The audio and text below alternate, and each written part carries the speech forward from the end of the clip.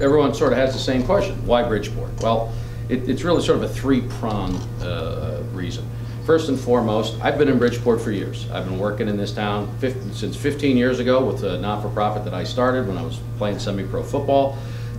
We've expanded that to a group, the Southwest Connecticut Grizzlies, whose coach was just here. It's been an ongoing effort for more than a decade to try and get kids to improve their lives, to work as hard at life as they do at sports. So we've taken that model from youth football, now we've created a college football model that's actually getting young men off the streets and back into college in order to pursue a better life for themselves. So I've been doing that for 15 years. I've been here before I ran for office. I'll be in this town doing the same work after I'm out of public office. So working out of here in Bridgeport is not only not unusual for me, it's something I'm proud to do, and I'm glad we were able to post up right here.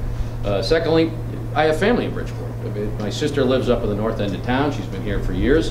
My wife's family, the Bullard family, used to run a big machine tool factory right up the street here in Bullard Square. They used to live on Park Avenue for years and years. Now most of them are in Branford. So being in Bridgeport is not unusual for me because I have family here, and B, it's also similar in a lot of ways to some of the neighborhoods I grew up when I was a kid in Brooklyn, New York. I understand the complexity and the diversity of this community as the same communities I grew up with down in New York City, down in Brooklyn. But lastly, and probably more importantly, one of the reasons I wanted to put this office here in Bridgeport is because Bridgeport is a prime example of the central thesis of my campaign. We do not manage our resources properly. We are a state that sends almost the most per capita down to the federal government, gets back almost the least in our rate of return, and here we have failing schools, hospitals being cut, school budgets getting cut, infrastructure that doesn't work, and we're getting our own dollars back at a discount for what? For local purposes.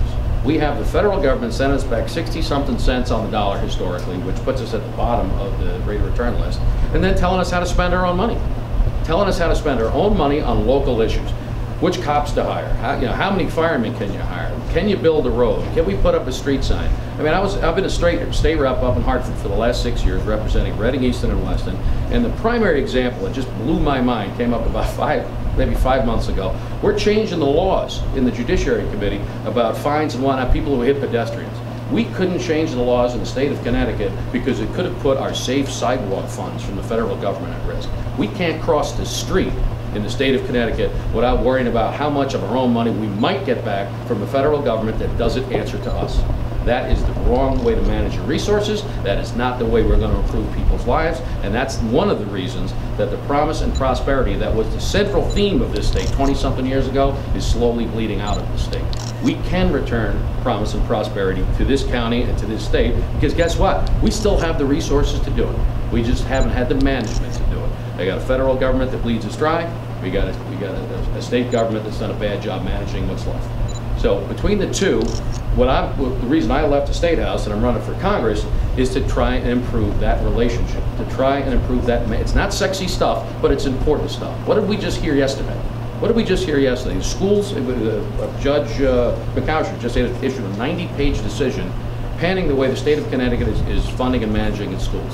That's going to hit this town. That could either help or hurt this town, but we don't know. But at the same time, when we're passing school budgets up in Hartford or school funding up in Hartford, a large part of that income stream is federal grants. I love it. You call it a grant. I give you $1, you give me 60 cents back, and then want to get congratulated for giving me some of my own money back. Schools are too important to be managed and funded by the federal government. That is a state job, that is a local job. It's the same. We have the same issue repeating with environmental programs. We have the same issue repeating with programs to help the needy. Here we are, the richest state per capita, and what have we seen in the last 6 months? State deficits, hospitals being cut, school budgets getting cut, we're cutting environmental programs. We can't fund the stuff we need to fund because we're not managing our resources properly. And our federal contingent, you got 5 congressmen and 2 senators, they're not even in the room down in DC when the folks who are deciding how much of our own money we might get back is being decided. They're not even in the room. That's got to change.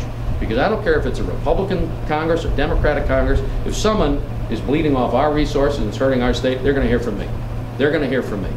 So, lastly, sort of a central theme, another reason why I talk about football stuff a lot because that's who I am. I'm an old semi-pro player. I'm a football coach, and the not-for-profits I run here out of Bridgeport are centered around athletics because I'm a team guy.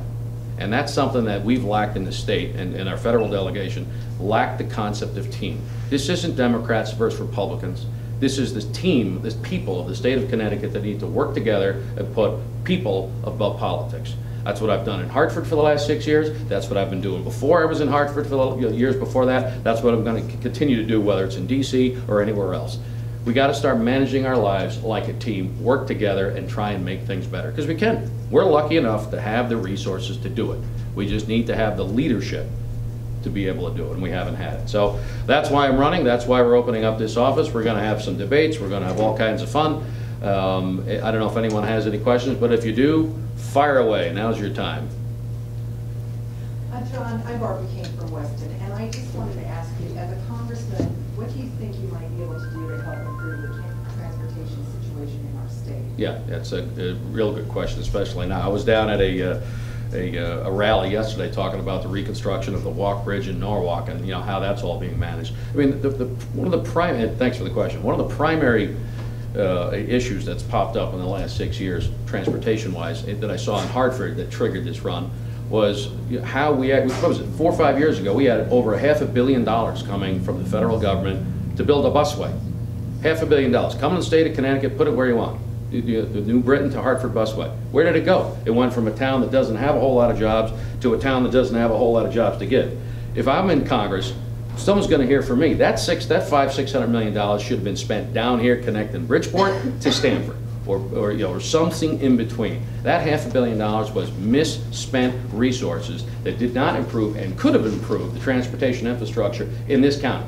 This county is the cash machine for Hartford, is the cash machine, one of the cash machines for DC. And here, what happens? $600 million comes back, and because of the way the federal government told us how we have to spend that money, our own money coming back at a discount, we got a busway that it sits half empty all the time. Don't believe the stat numbers you read in the paper, because they're cooking the books on that one. We know they are. That infrastructure improvement should happen down here. And that's the kind, I mean, if we have someone who's going to be a champion for our district, which we have not had, the guy we have down there is a nice guy, he's a smart guy, but he's really sort of a done nothing, do nothing kind of guy. If I'm down there, again, I'm sitting on someone's lap or putting them in a headlock saying, wait a second, that $500 million, it's got to get spent down here. Guess what? That's where it came from. And this is where it's needed. And this is where the jobs are. And this is where this thing is going to mushroom and actually improve the lives of everybody, especially here in Bridgeport. I hope that answered your question. Yes, thanks. So.